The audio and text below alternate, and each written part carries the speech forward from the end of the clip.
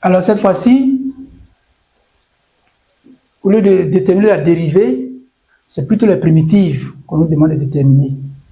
Et on nous donne l'intervalle sur lequel cette primitive-là doit exister, doit être définie.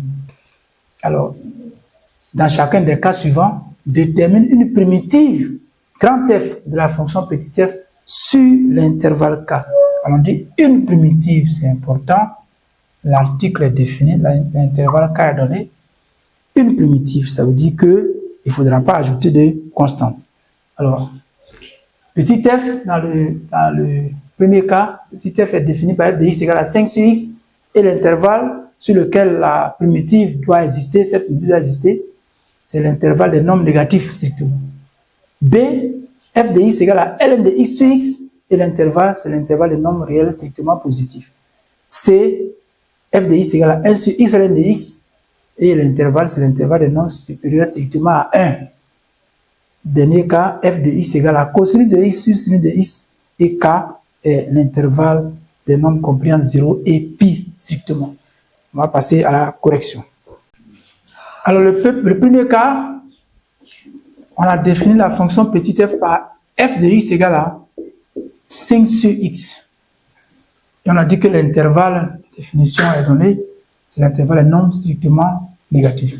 Alors ici, nous pouvons réécrire f sous la forme, on peut réécrire l'expression de f de x sous la forme 5, sous la forme de 5 facteurs de 1 moins x, pardon, 5 facteurs de 1 sur x.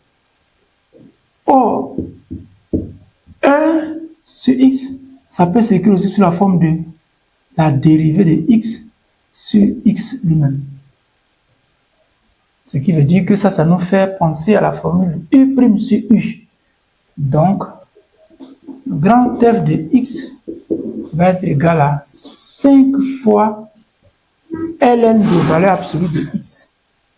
Et puisque x appartient à l'intervalle ouvert moins l'infini 0, donc la valeur absolue de x, c'est l'opposé de x. Parce que sur cet intervalle-là, x est négatif.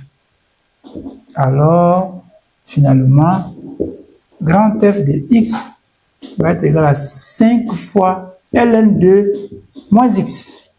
Voilà ce que nous devions trouver pour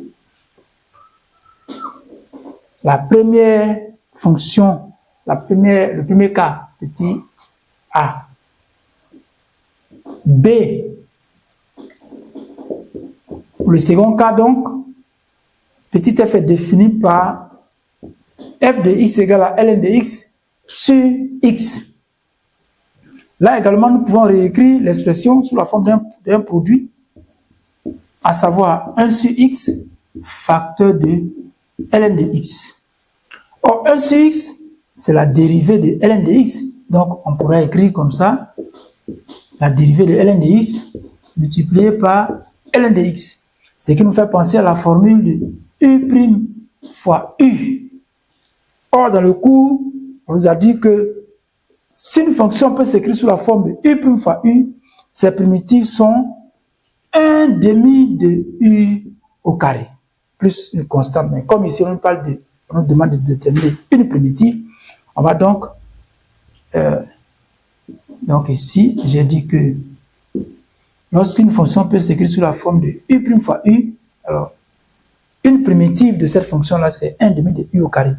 Donc si notre u, c'est ln de x, finalement, on va dire que grand f de x, c'est une primitive de petit f, va être égal à 1 demi de ln de x au carré, ou bien 1 demi de ln carré de x. Voilà.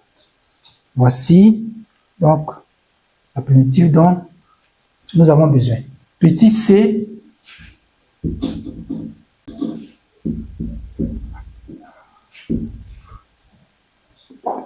petit f de x égale à 1 sur x ln de x. Ici également, nous pouvons réécrire cette expression-là. Ça va nous donner 1 sur x divisé par ln de x. Or, 1 sur x, c'est la dérivée de ln de x. Donc, nous avons l'expression de la forme U' sur U. Or, dans le cours, on vient de nous dire que si une fonction U est dérivable sur un intervalle K et qu'elle peut s'écrire sous la forme de U' sur U, elle a pour primitive ln de valeur absolue de U. Par conséquent, on va dire que grand F de x va être égal à ln de valeur absolue de...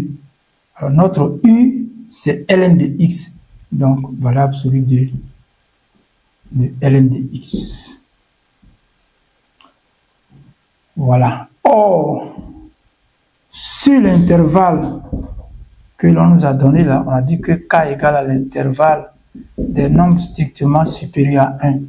Donc, pour tout nombre x supérieur à 1, donc ln de x est supérieur à ln de 1, c'est-à-dire supérieur à 0.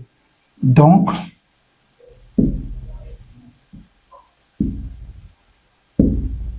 la valeur absolue de ln de x est égale à ln de x.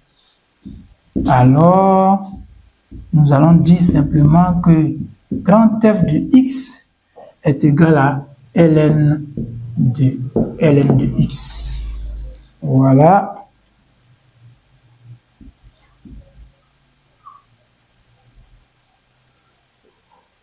Et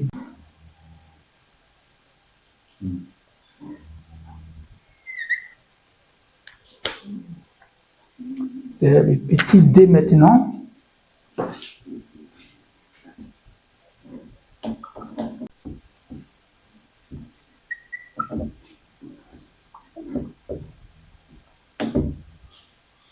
Alors ici, on peut également réécrire ce quotient-là. Le cosinus de x, c'est la dérivée du sinus de x.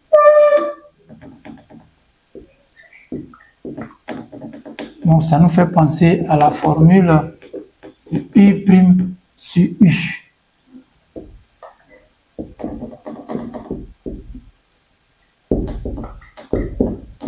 Or, toute fonction sous la forme U' sur U a pour primitive ln des valeurs absolues de U. Donc, grand F de x va être égal à ln des valeurs absolues de sinus de x. Or, x est dans l'intervalle des nombres compris entre 0 et pi. Pour tout x appartenant à cet intervalle-là, le sinus de x est strictement positif. Là, sur le cercle trigonométrique, on peut l'observer, de 0 à pi. Là, c'est l'axe des cosinus. Ici, c'est l'axe des sinus. Donc, le sinus est... Voilà. Quand x est compris en 0 et pi, le sinus est entièrement au-dessus de l'axe des abscisses. Donc, le sinus est positif. Ce qui fait que la valeur absolue de sinus de x est égale à sinus de x.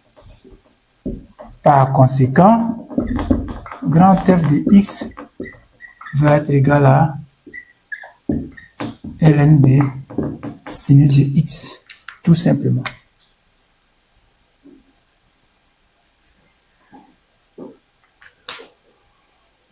Voilà.